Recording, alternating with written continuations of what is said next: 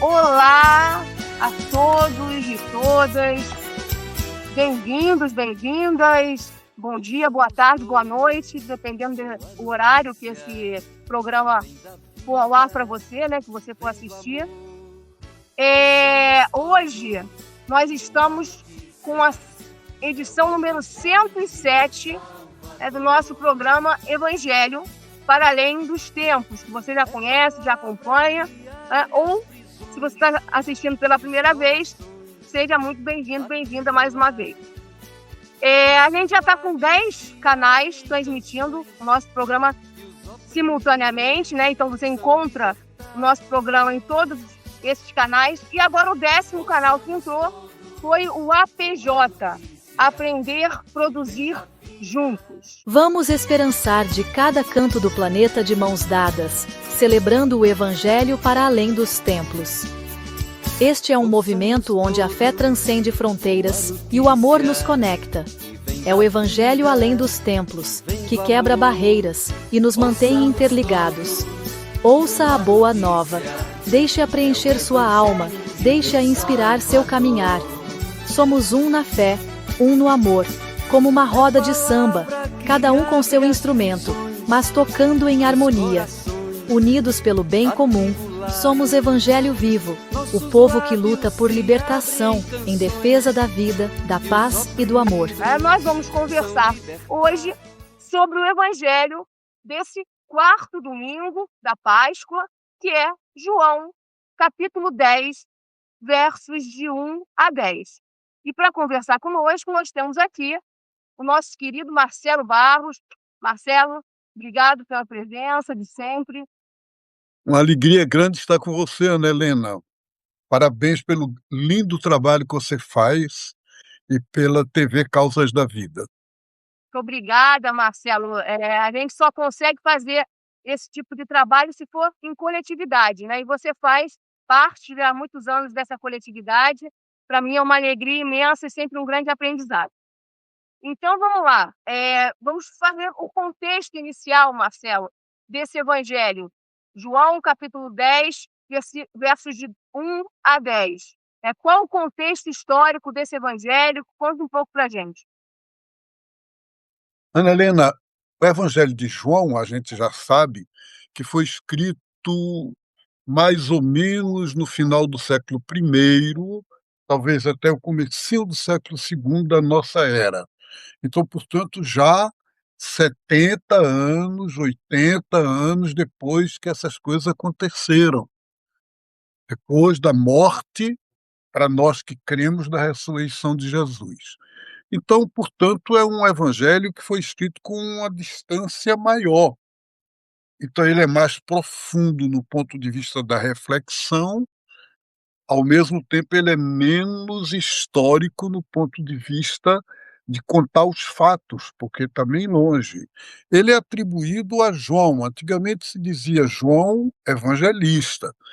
Então, e se identificava com o discípulo amado, que é um termo que o Evangelho, na segunda parte do Evangelho de João, aparece esse personagem, discípulo amado. Então diziam, é ele, né? Mas é claro que o discípulo amado no Evangelho de João é símbolo de todos nós, é o verdadeiro discípulo e discípula de Jesus. Então, voltando para esse contexto, mais ou menos do ano 100 da nossa era,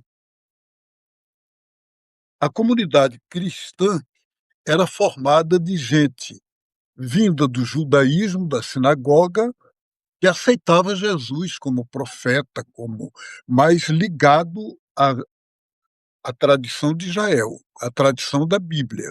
Eles eram de cultura judaica. E um outro grupo que tinha vindo também para a comunidade, que vinha das religiões do Império Romano ou de nenhuma religião. E é claro que havia um certo conflito entre esses dois grupos. O grupo judaico, de alguma maneira, estava ligado à lei, às regras, às prescrições, à liturgia, que eles estavam habituados, era cultura.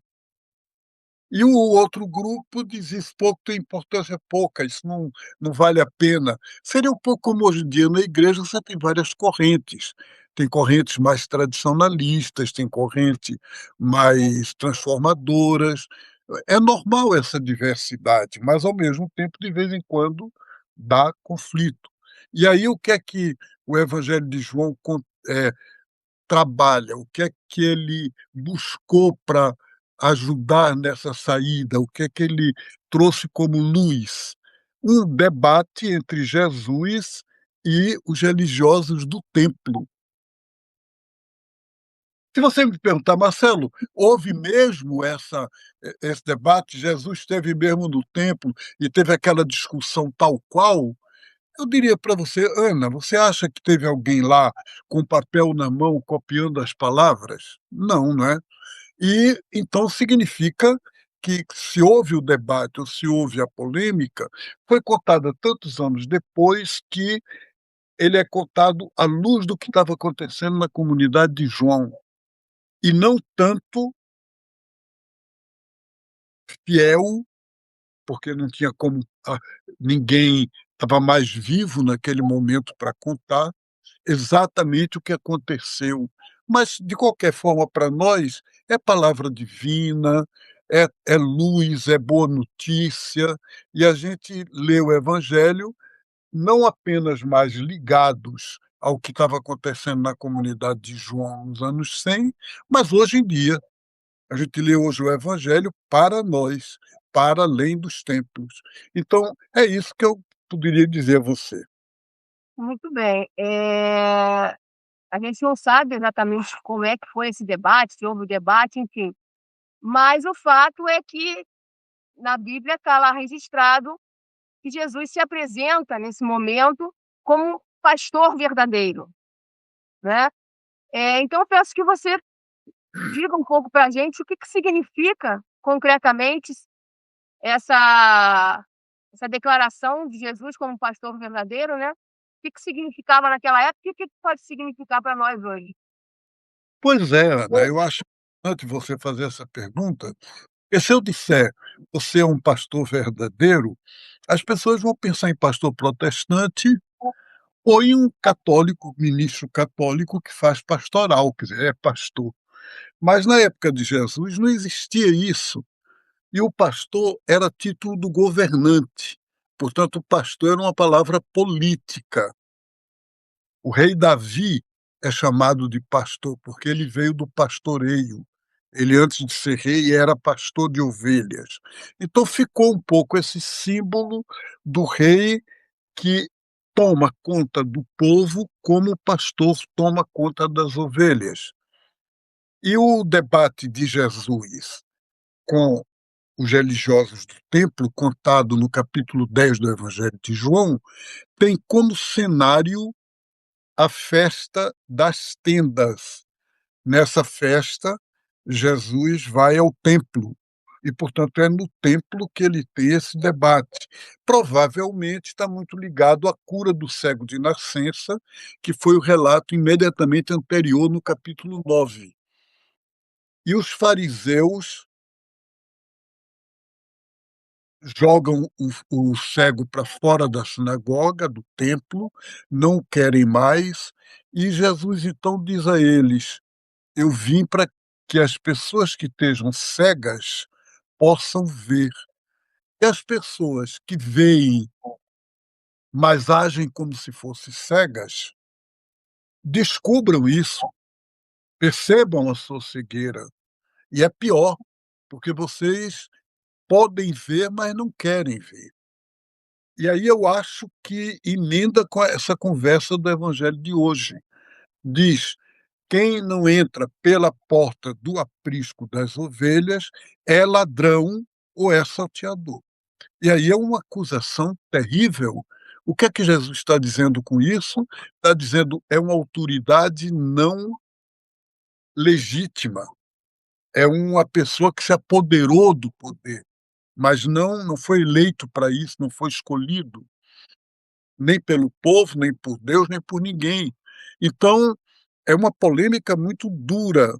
E Jesus usa 3 imagens. A o aprisco, a porta, as ovelhas e o pastor, 4. Então, é muito importante a gente situar essa conversa de Jesus neste nesse panorama, nesse pano de fundo, de que a crítica de Jesus é uma crítica política, mas feita aos religiosos. Por quê? Porque o Império Romano dominava o povo de Israel através dos sacerdotes do templo. Era lá que eles pagavam imposto, era lá que eles os sacerdotes eram, digamos assim, os ministros do Império Romano para administrar o reino, né, a colônia de Israel.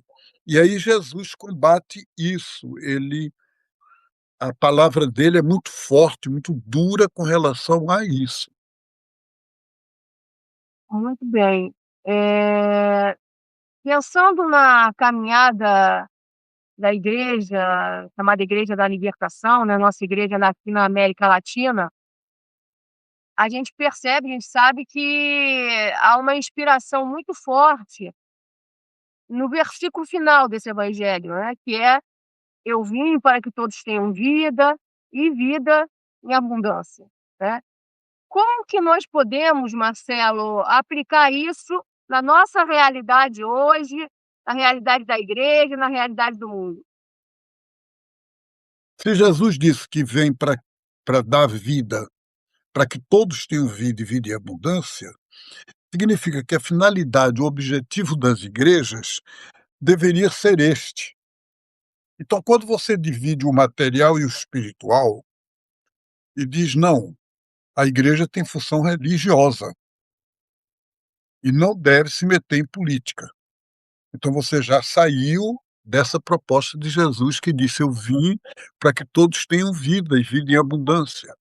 Quando você vê uma igreja condescende com latifúndio, pastores que formam um bloco, que formam um lobby, que formam bancada no Congresso, que apoiam latifúndio, apoia armas, apoia violência.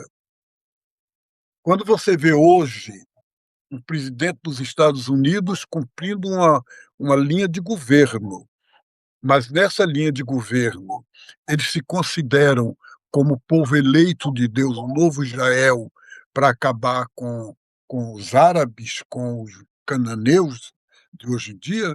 Então, Acabar com uma civilização, né, ele falou que ele ia acabar com uma civilização inteira. exatamente, então quer dizer, isso é uma coisa absolutamente oposta à proposta de Jesus. Então imagine fazer isso e aparecer numa fotografia montada com roupas como se fosse de Jesus, com imagem como se fosse Cristo. Então é um insulto, né.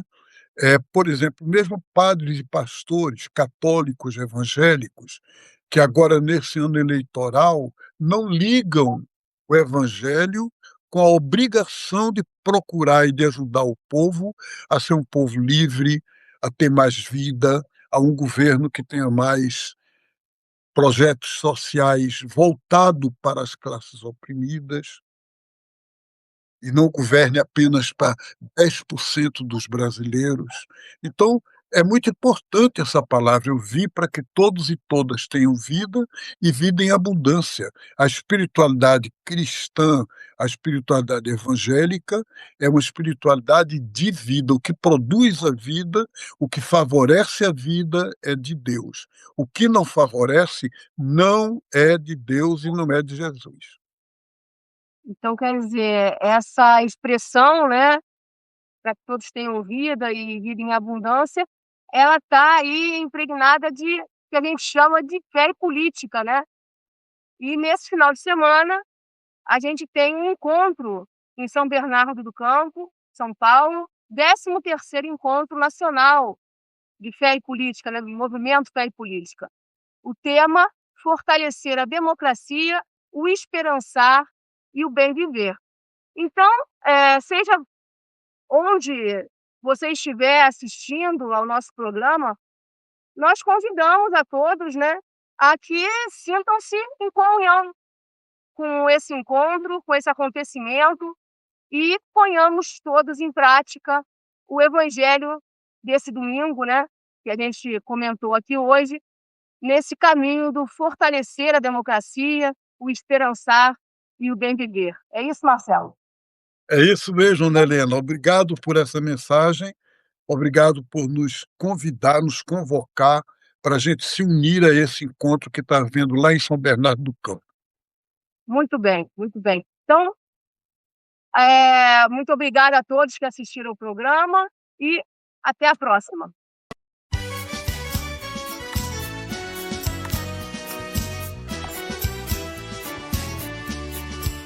Ouçamos todos boa notícia que vem da vida, que vem do amor.